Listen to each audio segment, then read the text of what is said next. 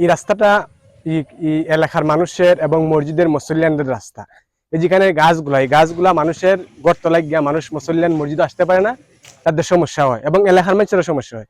কেন অনেকগুলা বাঁশ গাছ ছিল যেগুলো এখানে সাধারণ মানুষও চলাফেরা করতে পারে না, মুসল্লিয়ান আসা যাওয়া করতে পারে না। এখানে প্রায় 500 মানুষের বসবাস, প্রায় 40 থেকে 60টা মানে বাড়ি বসতি আছে, বাড়িঘর। এগুলা মানুষ কিন্তু চলাফেরা করতে পারে না। তো যে কারণে এগুলা সংস্কারের জন্য প্রায় 5-6টা বিচার হয়েছে। বিচারের রায় হয়েছে সংস্কার হইতো, কিন্তু এগুলা মানে কোনো সংস্কার করা হয় না।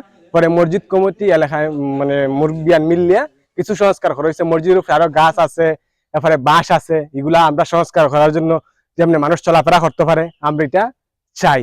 এবং এই যে মসজিদের যে সাইডে পুকুরটা, এই পুকুরটাও মসজিদের বিরাট কোটি হত্যা আছে। যে কোনো সময় এখানে একটা বড় গাছ আছে, গাছটা ভেঙে পড়ে এর আগে একবার মসজিদের 3টা মাইক ভাঙছে, নষ্ট হয়েছে।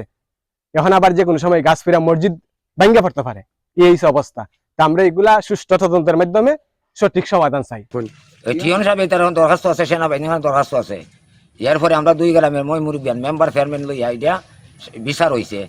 বিচারে এটা কথা হয়েছে রাস্তা আমরা এটা কিলার হইতো বা সাইডে যদি বেড়া চেরা থাকে, গাছ গুছ থাকে, এটা আমরা দেখাইছি, এটা আমরা লইতো, কিন্তু এটা পরিষ্কার হয়েছে না। পরিষ্কার না হওয়াতে এটা আবার এটা এরা পরিষ্কার করে।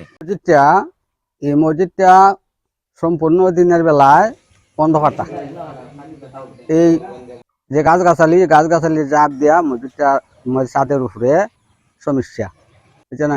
এই কারণে এটা নিয়ে বিচার আচার কয়েকটা হয়েছে, এরা মানে না। এখন বর্তমানে আবার তারিখ হয়েছে, এটাও মানে না।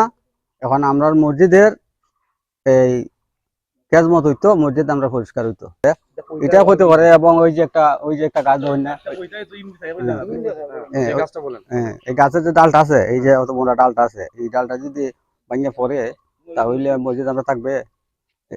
এই ডাল রাখাটা হইতো, মাইকও একবার ভাঙ্গা হয়েছে। এখন আমরা সূর্য বিদ্যুৎ বইতাম, সূর্য বিদ্যুৎ বইতাম, এই আলু দেয় না। আলু না দেওয়ার কারণে আমরা সূর্য বিদ্যুৎ বইতে পারতেছি না। একবারে 28-এর মুরব্বী লইয়া, 28-এর নেতা লইয়া বসা হয়েছে 4 বার, একবার আবার পরে তারিখ হয়েছে এই 5 বার, বুঝছে না। সমাধান হচ্ছে না, তারা মানে না, পক্ষে মানে না। তারা হইলো আমিন মেলস্কর, হারুন মেলস্কর। এখন এখানে যে সমস্যা নিয়ে বিরোধ এদের সাথে, এটা কেউর কোনো ব্যক্তিগত স্বার্থের কোনো বিরোধ নাই। এখানে একমাত্র বিরোধ হইলো এটা মসজিদের যে মুসল্লি আছে, কমিটি আছে, এদের নিয়ে আমাদের এখানে এই 500-600 মানুষের বসবাস।